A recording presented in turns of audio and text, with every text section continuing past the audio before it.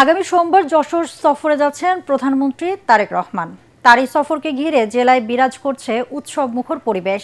সেখানে শহীদ প্রেসিডেন্ট জিয়াউর রহমানের স্মৃতি বিজড়িত জিয়া খাল পুনঃখনন কাজের উদ্বোধন ও 500 শয্যা বিশিষ্ট যশোর মেডিকেল কলেজ হাসপাতালের ভিত্তিপ্রস্তর স্থাপন করবেন প্রধানমন্ত্রী। বক্তব্য রাখবেন কেন্দ্রীয় ঈদগাহ ময়দানের জনসভায়। যশোর প্রতিনিধি তামান্না ফারজানার পাঠানো তথ্য ছবি নিয়ে বিস্তারিত জানাচ্ছেন একরামুল হক সায়েম।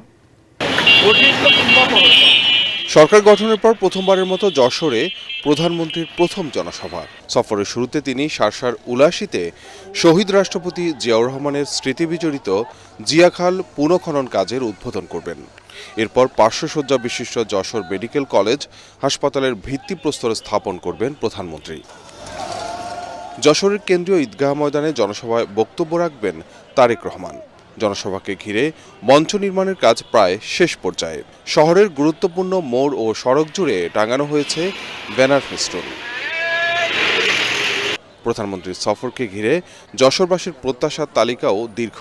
যশোর পৌরসভাকে সিটি কর্পোরেশন করা, বেনাফল যশোর নড়াইল মহাসড়ক 6 লেনে উন্নীতকরণ, আন্তর্জাতিক মানের ক্রিকেট স্টেডিয়াম নির্মাণ ও যশোর জেনারেল হাসপাতালের পূর্ণাঙ্গ আইসিইউ সুবিধা চালুর দাবি যশোরবাসীর। এবং আমাদের সদর হাসপাতালের যে অবস্থা, সেই অবস্থা তিনি অবশ্যই গুরুত্বভাবে দেখবেন মেডিকেল কলেজ দিয়ে এবং রাস্তাঘাট দিয়ে।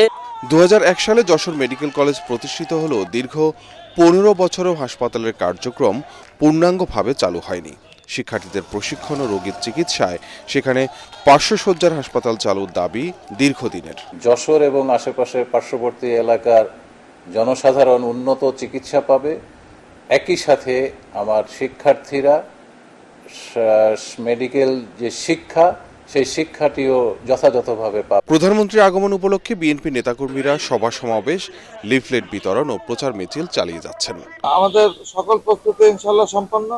আমাদের যেসব টুকি কাজ বাকি আছে ইনশাল্লাহ আগামীকাল এর মধ্যে অলমোস্ট কাজ শেষ হয়ে যাবে। প্রস্তুতিমূলক কাজ, আমাদের নেতাকর্মীদের মিছিল হচ্ছে, প্রচার মিছিল হচ্ছে বিভিন্ন ধরনের, সেগুলো অব্যাহত আছে, অব্যাহত থাকবে। আমাদের সদর উপজেলার 15টি ইউনিয়নে এবং ওয়ার্ডে স্বেচ্ছাসেবক দল নিরলসভাবে প্রস্তুতি সভা করতেছে, যাতে যশোরের ঈদগাহ ময়দান একটা মঞ্চ মাত্র, কিন্তু সারা যশোর শহর জনসভায় জনসমুদ্রে রূপান্তরিত। প্রধানমন্ত্রী তারেক রহমানের সফরের মধ্য দিয়ে যশোরে সরকারের উন্নয়ন প্রতিশ্রুতি বাস্তবায়নের দিকে এগিয়ে যাবে বলে প্রত্যাশা এলাকাবাসীর।